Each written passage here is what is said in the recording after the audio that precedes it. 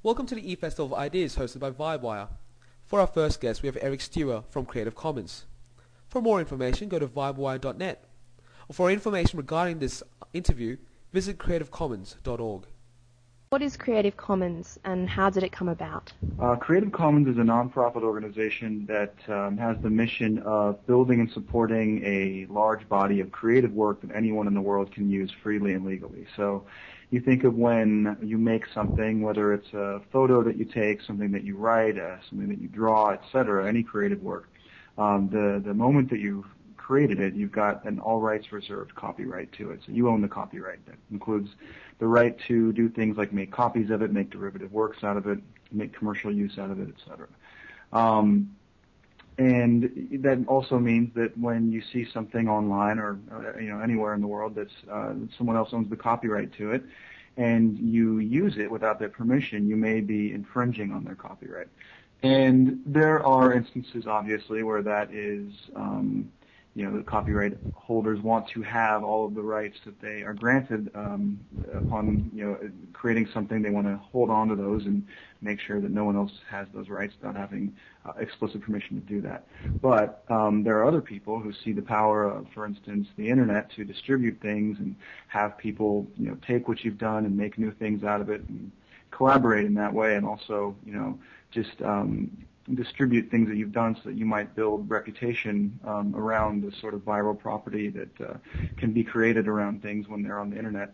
And they think that copyright law might be a little bit too restrictive in those cases. So when there are instances that you've created something that you'd like to have sort of pre-clear the rights to certain uses of your work for the public, you might use a Creative Commons copyright license. So the copyright licenses that we offer are easy ways for you to say to the entire world, hey, I've created this song, and if you want to use it in your YouTube video, for instance, that's not something that I would be against. In fact, I encourage you to do that because I think that it would be really cool to see what you do with my song, and it wouldn't be illegal for you to do that. In fact, I'm granting you explicit permission through this copyright license to do that, as long as you give me credit, for instance. And maybe the person who uses that license would say, you can do it as long as you don't make commercial use out of it. So you can do it as long as it's only a non-commercial use, and I retain the rights to make commercial use out of it. So, in a nutshell, it's a way to tailor the terms of your copyright. So when you're granted all rights reserved copyright by default,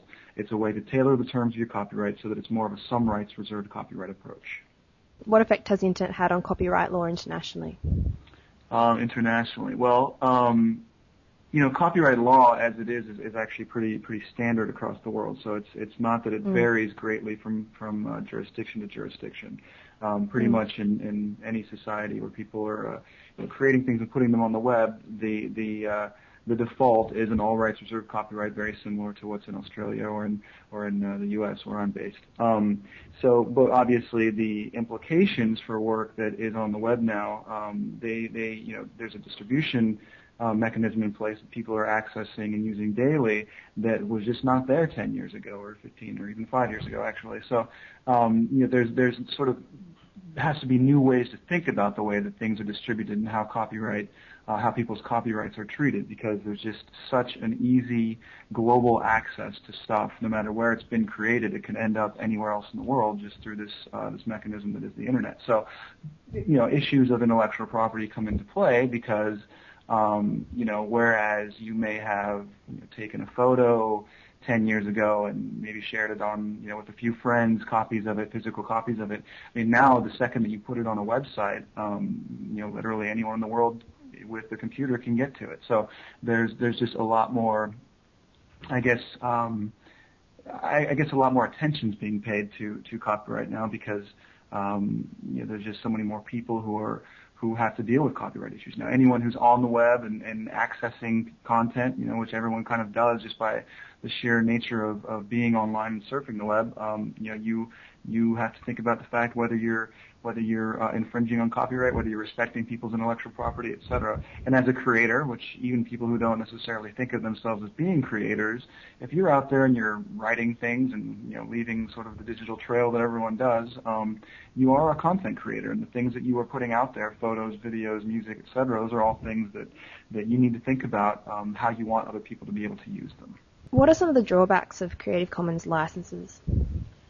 I don't personally think there are, really any drawbacks. The fact is that they are, obviously a completely optional tool. So, you can use them in a totally piecemeal way. If there's some things that you feel like you want to license more liberally to the world, then you use, only the licenses that are appropriate for you to do that, and only when you want to.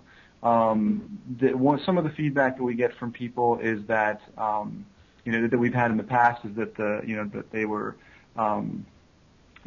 sort of based, the generic version of the licenses were sort of based more on U.S. copyright law than people would like them to have been. So one of the ways that we've addressed that is by a real concerted effort to internationalize this movement. So we have what we call project leads, people who are in jurisdictions all around the world who help us translate both literally into the language, but also into more appropriate legal terminology based on what country or legal jurisdiction they're in. So now, we do upgrade versions of the licenses every so often. We try not to do it very often, but whenever we do, we address the sort of concerns and feedback that we get from the community to do things like make sure that they're not U.S.-centric, for instance. So we, because we are a community-based movement, when we're an organization that supports these tools would exist even if we as the organization didn't exist anymore. So we're here to support them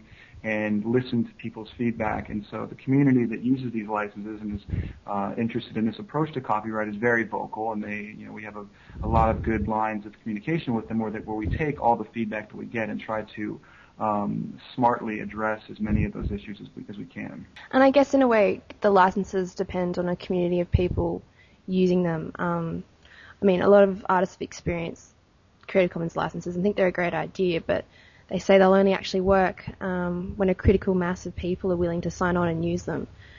How do you push for more creative licensing in a system that actively works against it?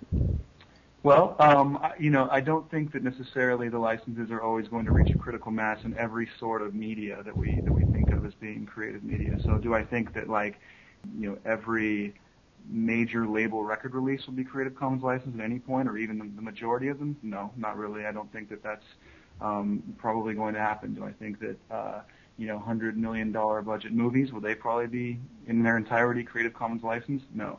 But there are other types of media that where I'd say, although it wouldn't necessarily be accurate to say that they are have reached a critical mass, they are gaining traction in a way that makes their value, the license's value, pretty apparent. So you think of a photo sharing site like Flickr, where there are currently more than 63 million photos that are under CC licenses. Well, that's a huge bank of content that didn't exist just a couple of years ago that is licensed in a way that people can use all 63 million of those photos under various terms, but all under Creative Commons licenses that allow more liberal uses than standard copyright would. And those, the sort of use cases that we see for Flickr photos, for instance, that come up every day. There's newspapers that use them. There's people who are just making videos who need something to illustrate a point, or blog posts. All these things that people are that require photos for. In a lot of cases, they need photos and they don't really have the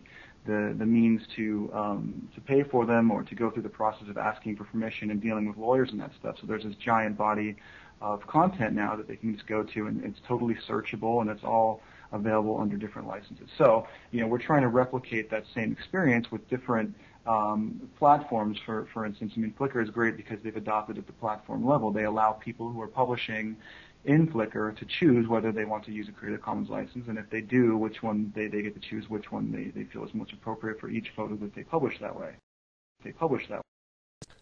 Vibewire.net and Efestival of Ideas would like to thank our major sponsor, Cisco, our supporters, the Victorian Department of Planning and Community Development and National Youth Week 2008, as well as our panel partners, the City of Melbourne and the Human Rights and Equal Opportunity Commission.